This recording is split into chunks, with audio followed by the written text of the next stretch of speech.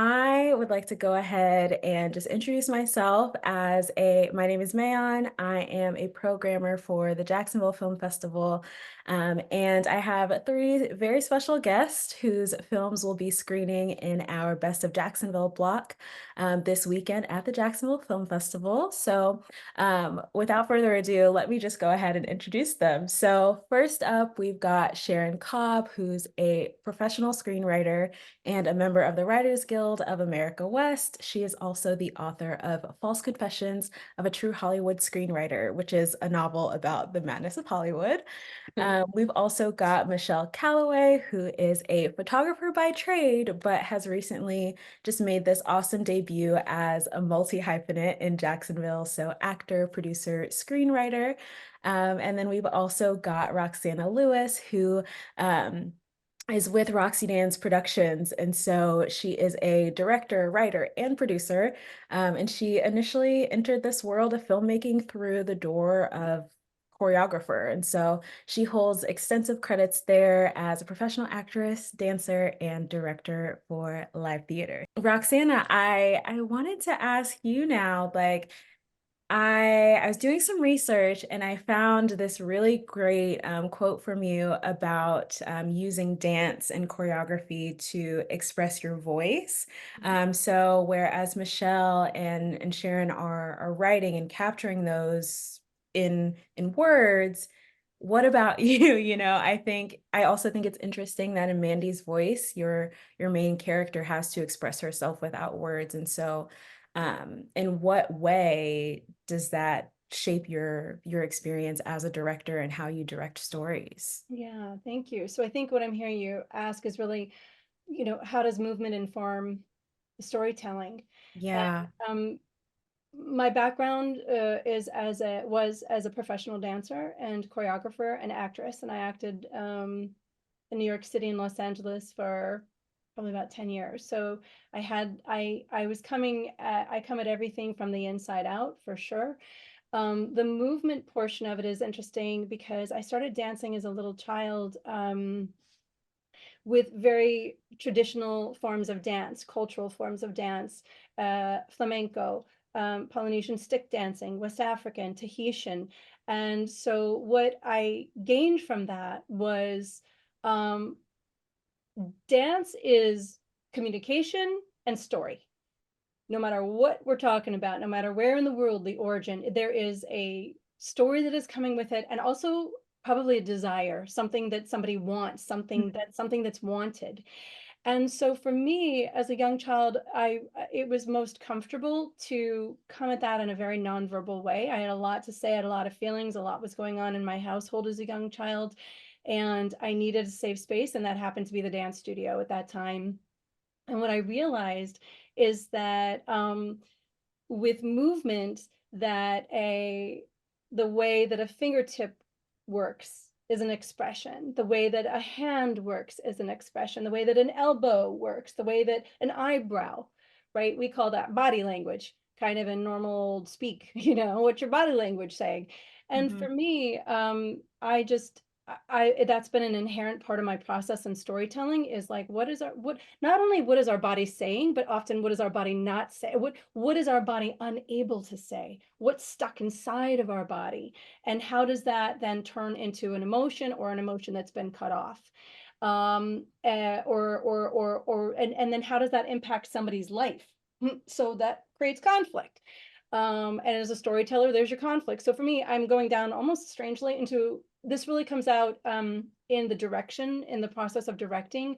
And it can be as subtle as blocking and staging. It can be as subtle as where the lighting, how we interact with light, in and out of light, as Michelle was saying, with contrast. I mean, I take all these elements and swirl them all around also in a different kind of a way. And with Mandy's voice, what was really a special opportunity to use that element of movement is that it went sometimes for, um, well, the bigger theme in Mandy's voice, and I do definitely work with theme, and I have noticed that my entire body of creation, from choreography to filmmaking, or play writing. I've written a short, a women's one-person show, and I realized, oh my gosh, boy, I'm really working on some themes here that just aren't letting me go. I'm going to embrace it and share it. So with the movement component of this with Mandy's voice, which was phenomenally important, is number one, what do neurotypical audiences expect feelings to look like? And Mhm. that is a really, really big question. And that has changed from 2019 to 2024. And how the entertainment industry has shifted its orientation with diversity and telling stories from different points of view and with different characters. And what we thought we were going to see doesn't necessarily fit today anymore, because the Sure. standards have changed and our story methods have changed, our storytelling methods have changed, and who's telling the story has certainly changed, thank goodness. And so I need to go back and say that Mandy's voice, we ended up casting what's considered casting authentically now. It was during COVID that we were all kind of quiet for a point.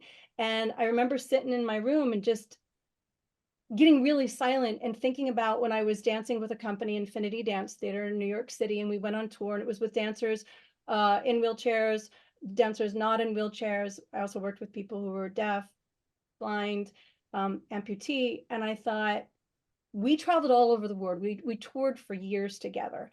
And I thought about what that was like going in and out of our airports, in and out of hotels, in and out of elevators.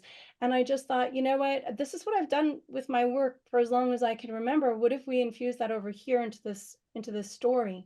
And thank goodness the team was like, let's go. Let's give this a shot. Let's see what happens here. And so the movement component comes into that, where, I mean, to be very frank, people express themselves very honestly and very truthfully all the time. And so, as a director, what is my responsibility to try to show that to audiences? And then the bigger question became, who's my audience? Who's our audience? Who are we speaking to? And I sometimes from the outside in was able to make decisions about physical expression that may not have been comfortable for the actor or the performer. That might not have been their body language. And so we would talk about it, or we would experiment with it, or I would open up and say, what do you feel? Why? How do we work with this? And then maybe we would try to make an adjustment with the lighting, with the staging, with the camera work, or something that would find it from a different angle. So we experimented and played a lot in real time with circumstances that required real flexibility and a willingness to work literally from the body inside out, and just to really listen, just to really, really listen. Can Yeah. I say something? Yeah, sure. Go ahead. It's beautifully said, Roxana. Yeah. She inspires me too. I mean, I'm just like amazed with her. And when she came on as our director, I was just like going, "Oh my God," because I'd seen a lot of her work before, and I cried during her. I'm not a cry person. I just don't. But I with her work, I she touches me, and so one of the things I think is really important is that Josh Hansbrough is the original kind of seed, if you want to say there's something impetus to this Mandy's Voice short film, because he made a film called Piece of Piece of heart. Heart. Piece of Thank you. heart. Yeah. Piece of Heart. It was a documentary short, and it was about a young girl who was nonverbal and really like Quite dependent. She was quite dependent. yes, She was yes, not living independently, which is different from our character, which was a big yes, that's adjustment for us to make inside the correct, script. correct. But Mhm. she was also trapped in her own body, the same as our character in the story. And so Josh came to me, and this was, gosh, 2016 or 2017, and said, "I'd like to make this into a narrative film. What do you think?" And I went, "Let me see it." And I saw it, and I went, "Oh my gosh, of course we've got to do this." And so I took a stab at writing the first drafts, and I don't know how many drafts we went through, maybe 20 before Roxana came on. And Roxana goes, "Oh, well, we just need to throw this out." No, I'm sorry, she didn't do that. She added amazing depth to the script to Sorry, I said that about all my directors. That's okay. No, That's okay. she was amazing. She came in, and then also the casting that she brought with her, and just how the story was told, and I mean, it boggles my mind the depth that she brought to just those words that were words on the page before Roxana. So I just wanted to say thank you to Roxana, and also definitely to Josh Hansbrough and everybody who worked on the film. And of course to Rachel Barcelona, Rachel who is Barcelona, one of our actors, and Karen Karen Silas, Silas. Thank you. Amy Yes. Nielsen, her son Barkley Nielsen, Yes. and our local Crystal Thompson. And what we did with this film is really cast out of the community. I had one trained actress who had her own TV show, Karen Silas, and everybody else, if somebody played, if Crystal played the therapist, she's a therapist here in Jacksonville who works with people on the spectrum of all ages. Amy Nielsen is a Florida local, and she is a parent advocate who played a parent advocate, and her son is on the spectrum. And, you know, and in some ways, this sounds a lot easier than, oh, well, of course, they already know what they're going to do. Not You when know, you and say by we're the going to put a way, screen you in have front of. 3 hours to rehearse and on person, you know, and we're bringing people into a set that needed to be introduced to a set for the first time.